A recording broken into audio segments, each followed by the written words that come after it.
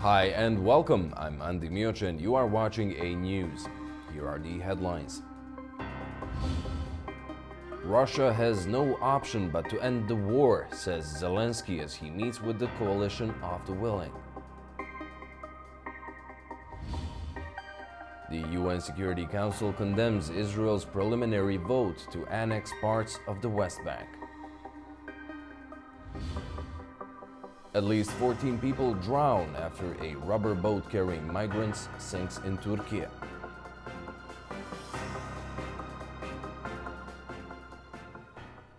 Thank you for tuning in. We start in Britain, where Ukraine's President Volodymyr Zelensky held talks with Prime Minister Keir Starmer and joined a meeting of the Coalition of the Willing, seeking to boost Kyiv's defensive capabilities.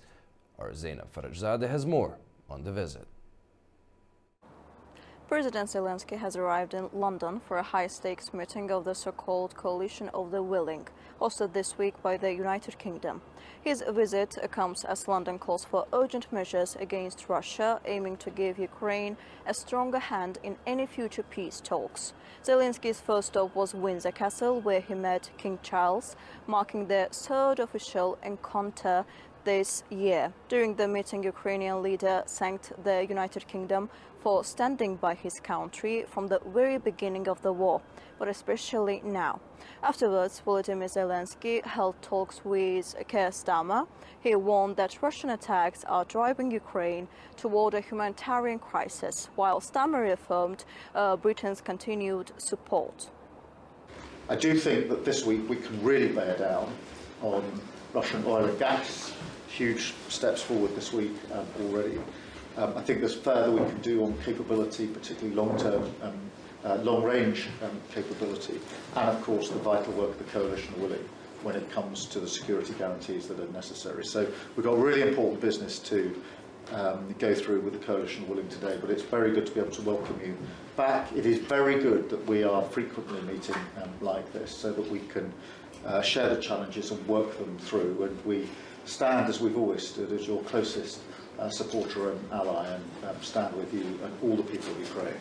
Thank you very much for being here. In the wider coalition meeting, French President Emmanuel Macron, joining via video from Paris, called for stepped-up military aid, including new missiles and extra training, and said the EU's 19 sanctions package should hit Russia's war financing, and outlined plans for a multinational force of 25 countries to help secure Ukraine and rebuild its armed forces once hostilities end. Following Macron, Starmer accused Russian President Vladimir Putin of rejecting recent talks, making impossible demands for Ukrainian land and targeting civilians and energy infrastructure, stressing that this is the time for pressure. The day's events underscores Britain's symbolic and practical support for Ukraine, from the royal welcome to talks with European leaders. The meetings focused on boosting Ukraine's defenses and keeping allies united before the planned US-Russia summit. Zaina Farajzadeh, A News, Manchester, United Kingdom. Following London's meeting of the Coalition of the Willing, here's what Zelensky and NATO chief Mark Rutte had to say. The more losses Putin suffers on his own territory. The fewer assaults he can carry out on the front line, and the faster he will agree to meaningful diplomacy. That is why we are working to secure Tomahawk cruise missiles, additional Storm Shadow missiles, other capabilities. Thank you very much, Keir, for today's decision. Thank you for your support that you said, and about long range. And there must be no option left for Russian except to end the war and return peace to our country. The truth is that Putin is running out of money, troops and ideas. President Trump said it very well. They should stop where they are now. And now is the right time to increase the pressure on Russia, so we can finally get a fair and a just peace for Ukraine. I therefore welcome the recent announcements by European allies and Canada of additional military aid to Ukraine. The developments on the battlefield show that our support to Ukraine is working and we need to keep it up. Russia's top economic envoy is visiting the United States, where he's set to hold talks with U.S. officials, Axios and RIA reported. Kirill Dmitriev's visit comes after Washington imposed sanctions on Russia's two largest oil companies, Rosneft and Lukoil, on Wednesday, as it called on Moscow to agree to an immediate ceasefire in Ukraine. U.S. President Donald Trump had also said at the time he canceled a planned summit with Russia's Vladimir Putin in Budapest. I don't want to have a wasted meeting. I don't want to have a waste of time. In response, oil prices surged around 5% to a two-week high after the U.S. imposed sanctions on major Russian suppliers Rosneft and Lukoil. Markets are seeing the strongest gains in months, as the sanctioned Russian companies contribute more than 5% of the world's oil output. Russia's Vladimir Putin has branded the oil sanctions as an unfriendly act that does nothing to strengthen Russian-American relations. He also accused the U.S. of escalating the conflict by allowing Ukraine to use long-range missiles against Russian targets. Putin warned that such actions would cross a dangerous line, saying Moscow is ready to deliver what he called a decisive response if its territory is attacked. This is an attempt to escalate, but if these weapons are used to strike on Russia, the response will be very serious, even overwhelming. Let them think about it. The US president has decided to cancel or postpone our meeting. More likely, he is talking about postponing it. What can we say? Dialogue is always better than any confrontation, any disputes, or especially war. That is why we have always supported continued dialogue, and we continue to support it. The ringleader of an arson attack on Ukraine-linked businesses in London last year has been sentenced to 17 years in prison for what prosecutors described as a sustained campaign of terrorism and sabotage on UK soil.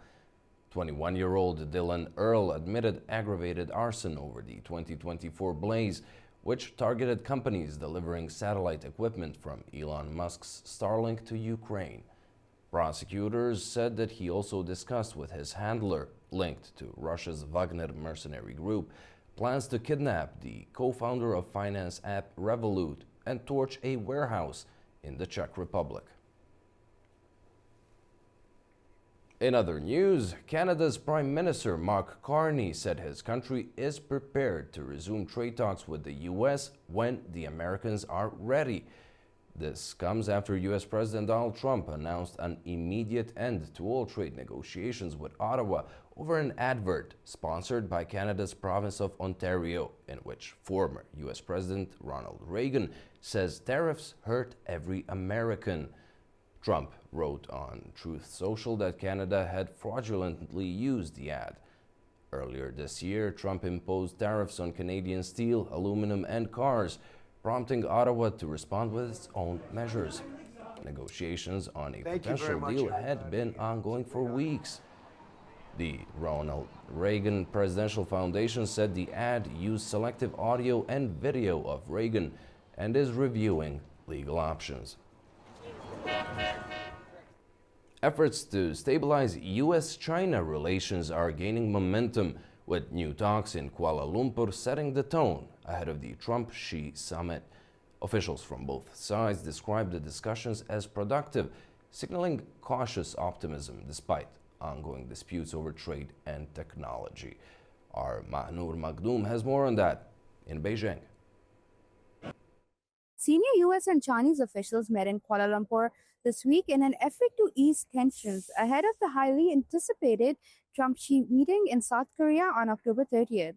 The talks, led by U.S. Treasury Secretary Scott Bessent and China's Vice Premier He Lifeng, come amid renewed trade friction as Washington threatens 100% tariffs on all Chinese imports and Beijing expands export controls on rare earth minerals.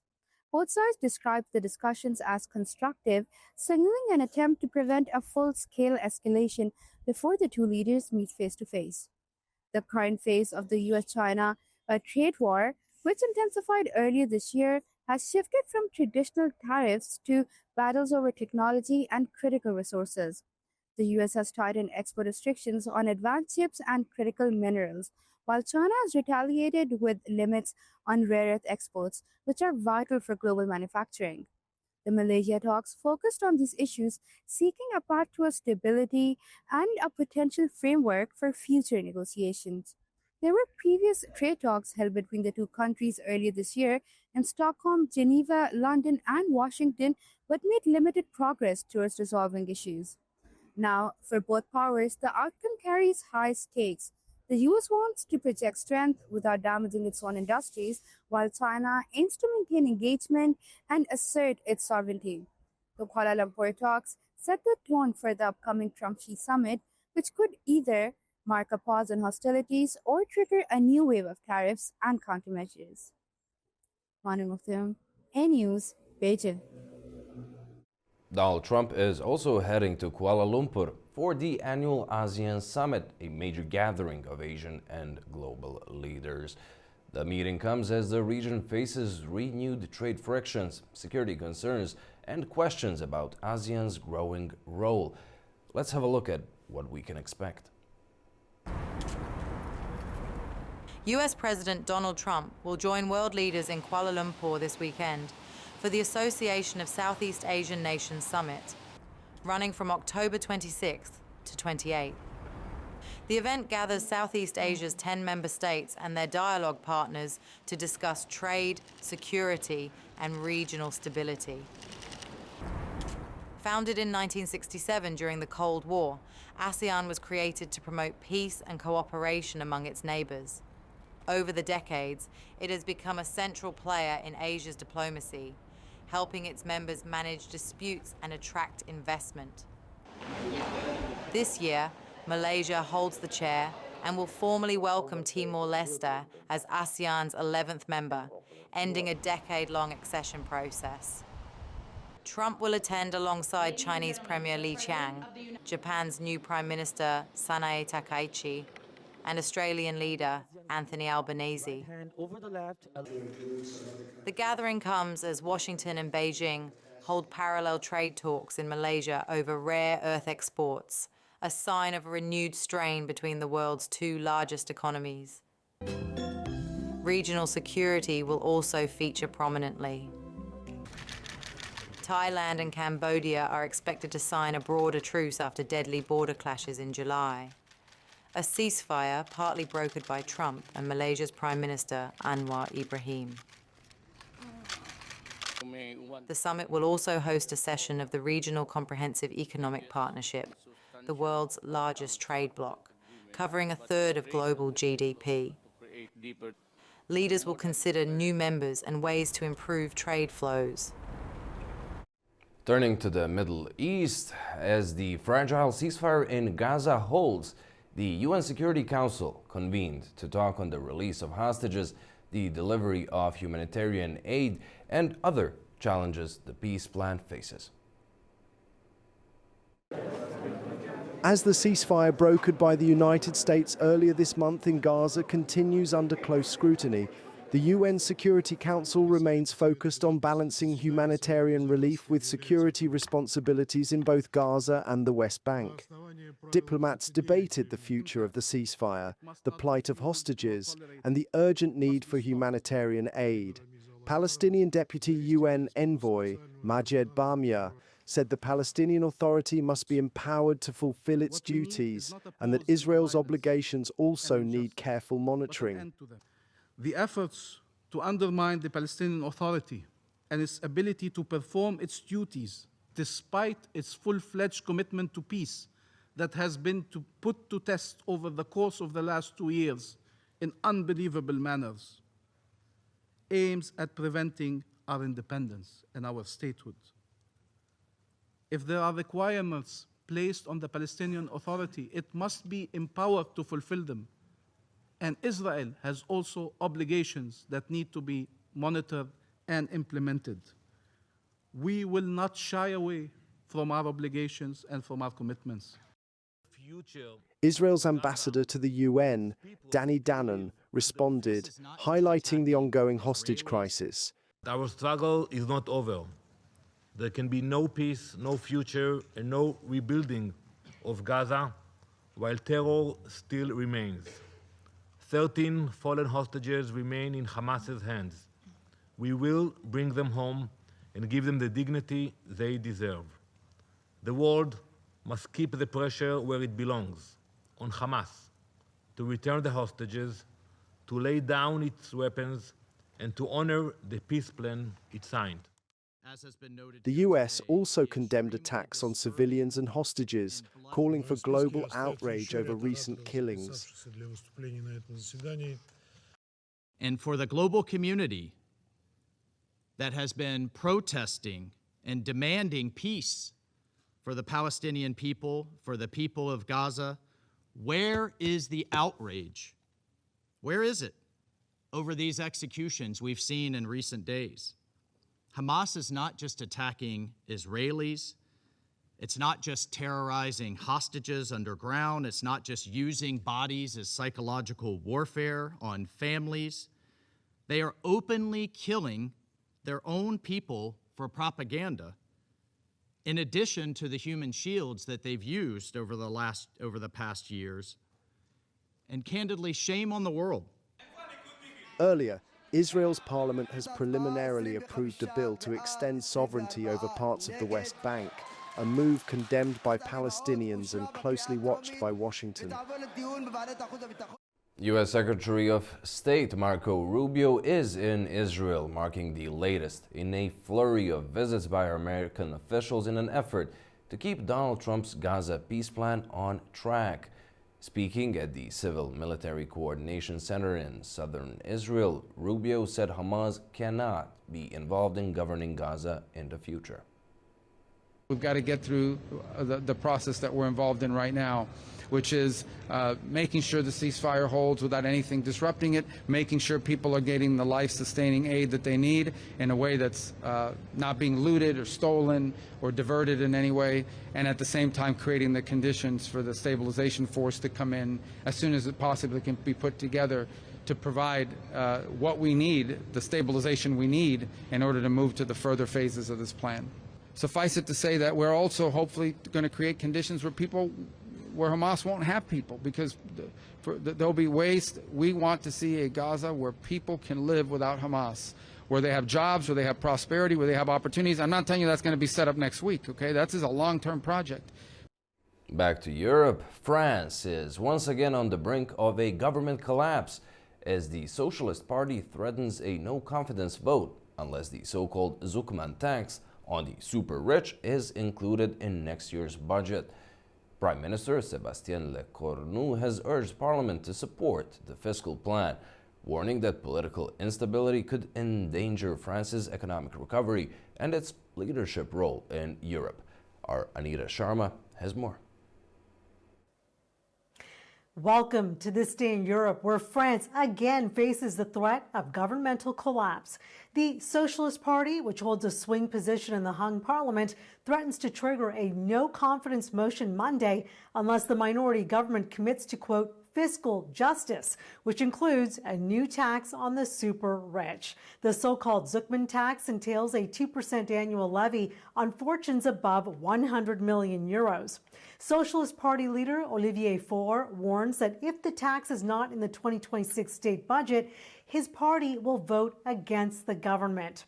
Speaking at the National Assembly in Paris today, Prime Minister Sébastien Lecornu acknowledged that the budget presented by the government is imperfect, but he asked members to not compromise the future of the country. He promised to cut the deficit by 0.4% year over year from the current 5.4% and said it, quote, must return to below 5% next year.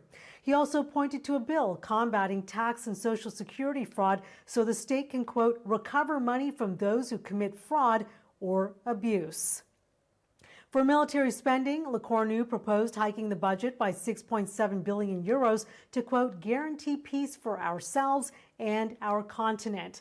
Since last year's legislative election produced a fractured assembly, President Emmanuel Macron's administration survived through maneuvers and concessions, lacking a stable base.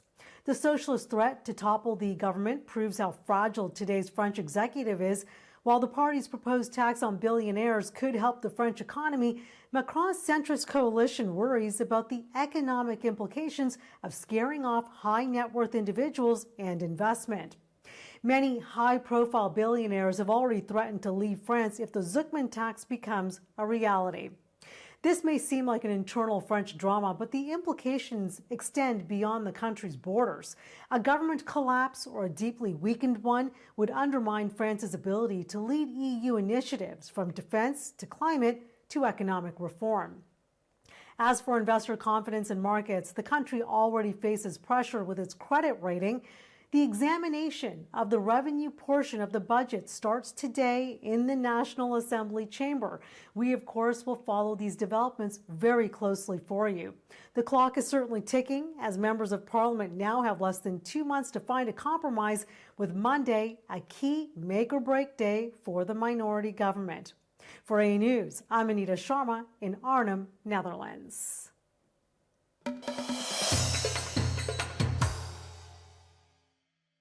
At least 14 people drowned when a rubber boat carrying migrants sank off Turkey's western province of Muğla, local officials said, adding search and rescue efforts for the missing passengers continued. The Muğla governor's office said emergency teams had received a distress call from an Afghan national in Muğla's Bodrum district and dispatched 3 Coast Guard boats and a team of divers to the area. Rescue teams had found 2 people alive and recovered the bodies of 14 others. European Commission President Ursula von der Leyen welcomed Uzbek President Shavkat Mirziyoyev in Brussels as the 2 sides signed an enhanced partnership and cooperation agreement, marking a new phase in EU-Uzbek relations. The deal aims to deepen political dialogue and cooperation on trade, investment, research, sustainable development, and intellectual property, reinforcing the EU's long-standing commitment to Central Asia. The European Union is Uzbekistan's 3rd largest trading partner. Armenia and Azerbaijan have concluded peace talks and are now making efforts toward the full normalization of relations, according to Armenia's Foreign Minister Ararat Mirzoyan. Armenian media says Mirzoyan spoke on a panel discussion held as part of the 4th Ministerial Conference on Feminist Diplomacy in France, where he noted that peace is already established with Azerbaijan and that both countries are making greater efforts for full normalization of relations. Armenia listening to me at this moment share the belief that during his visit, Mirzoyan also met with Gérard Larche, president of the French Senate. The 2 talked on Armenia-France ties and steps to strengthen cooperation. Mirzoyan briefed the French officials on Yerevan's vision for the region's future in the context of achieving peace with Azerbaijan. Russia's Foreign Minister Sergei Lavrov has said that Moscow welcomes Iran's proposal to host the upcoming Caspian Sea summit in Tehran next year. The meeting aims to strengthen environmental and economic coordination among the 5 bordering states as they face shared challenges in the region. Artura Shiralilu has more. Russia's Foreign Minister Sergei Lavrov has expressed his country's agreement with the convention of the summit meeting of the Caspian Sea littoral states in Tehran on August 12, 2026. The date coincides the International Caspian Sea Day. Official IRNA news agency quoted Lavrov saying at the joint press conference with his Kazakh counterpart in Moscow on Thursday, during which he welcomed Tehran's proposal to host the event. The International Caspian Sea Day is an occasion observed by the 5 littoral states Azerbaijan, Iran, Kazakhstan, Russia, and Turkmenistan. On this day, the Framework Convention for the Protection of the Caspian Sea and the Environment from Pollution was signed in Tehran and came into force. As the largest inland body of water, accounting for about 44% of the total lake waters of the world, the Caspian Sea is facing environmental challenges, including shrinking water level, industrial pollution due to increasing oil exploration, and endangered wildlife. To overcome these challenges, the 5 littoral states have been required to protect the sea's ecosystem in this geopolitically and geoeconomically strategic transit route of Eurasia. In the latest development, Iran's ambassador to Russia, Kazem Jalali, was quoted saying that the first ever conference of governor generals of the Caspian Sea littoral provinces will convene in the northern Gilan province of Iran in November. Speaking on the sidelines of the provincial diplomacy conference in northeastern city of Mashhad, he also said that Tehran has been in contact with other Caspian Sea capitals to secure their agreements to convention of the summit in Iran. According to Jalali, it's expected that Russian President Vladimir Putin participates in the Caspian Summit next year in Tehran. Turad Shiralilu, Tehran, A-News. Russian president has appointed Nikolai Udovichenko as his special representative for the delimitation and demarcation of state borders with CIS countries, as well as Georgia's Russian-backed breakaway regions of Abkhazia and South Ossetia. The decision has raised fresh questions about Russia's regional ambitions, with Georgia once again emerging as a focal point. Arnini Nikolashvili has more in Tbilisi.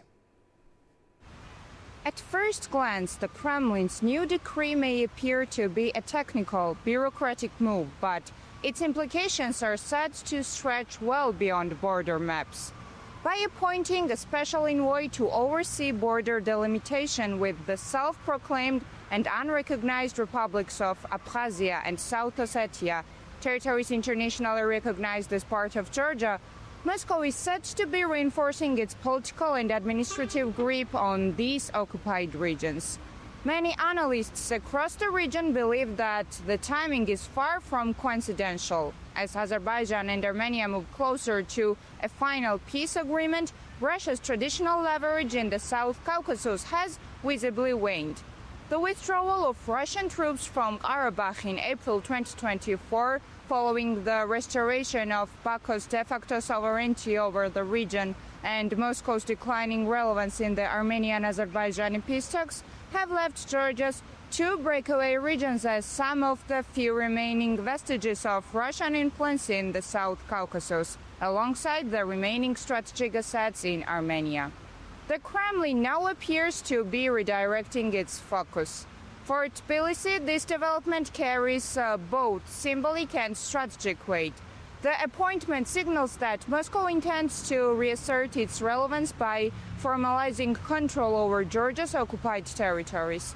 While Russia presents this as a routine administrative measure, in Georgia it is widely seen as a political message, a reminder of unresolved occupation and warning against deeper alignment with the West.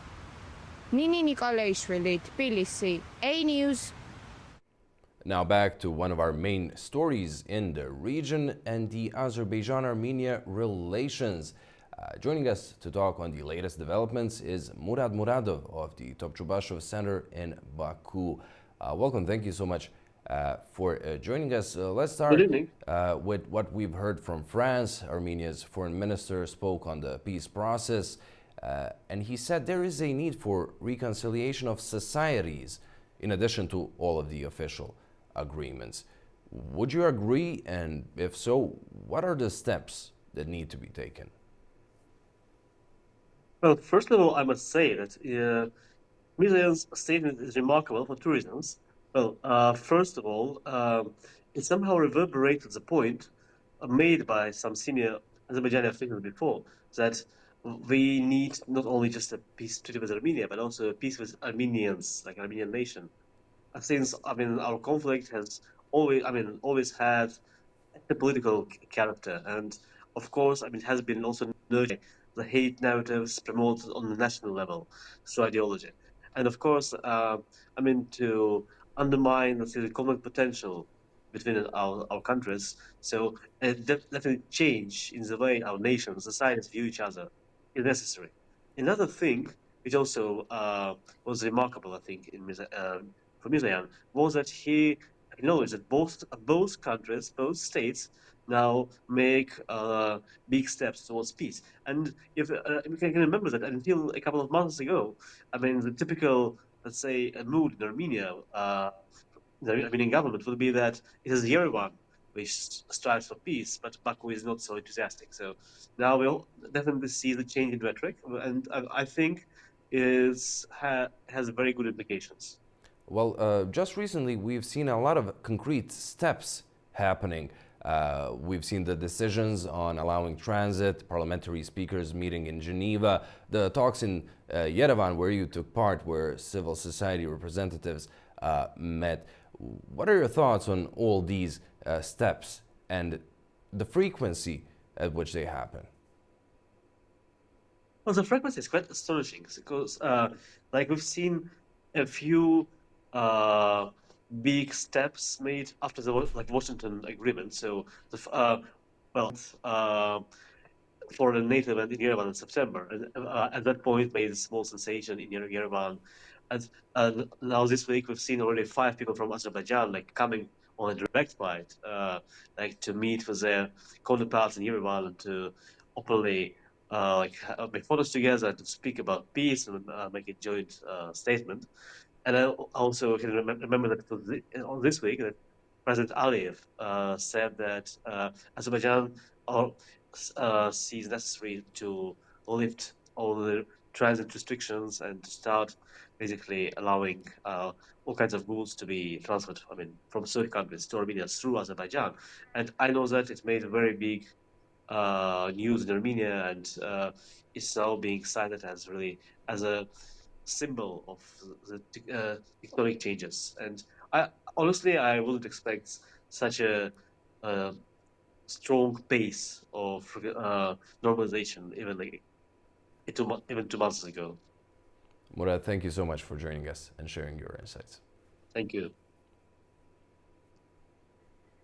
Baku has become the center of international legal dialogue as the Azerbaijan arbitration days have officially opened. The event brings together hundreds of legal experts and officials to discuss the future of fair and transparent dispute resolution.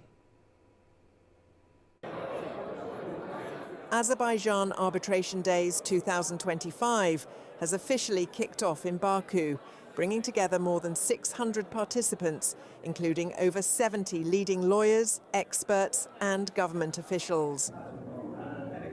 The main aim of the forum is to facilitate the exchange of professional experience in the field of arbitration, strengthen cooperation between legal practitioners from the public and private sectors, and create a dynamic platform for discussing the development of arbitration in Azerbaijan.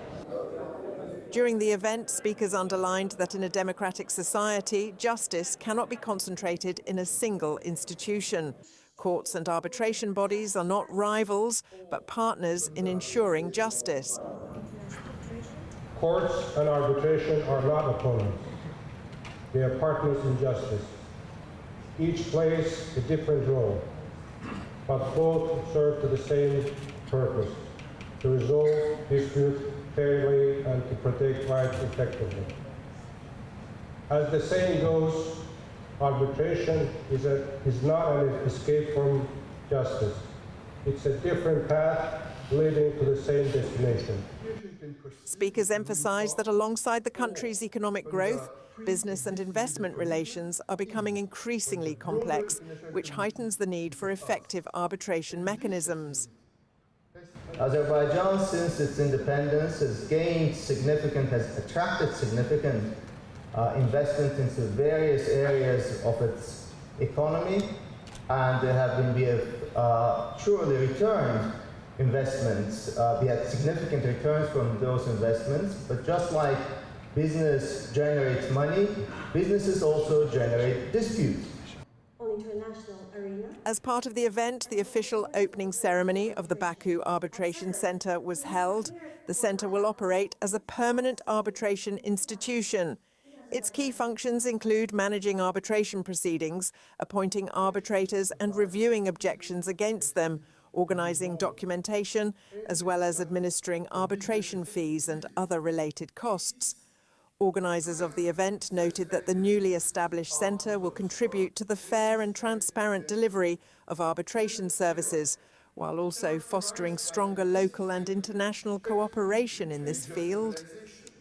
International arbitration is an alternative way to resolve commercial disputes, investment disputes. It is actually a very big part of international justice.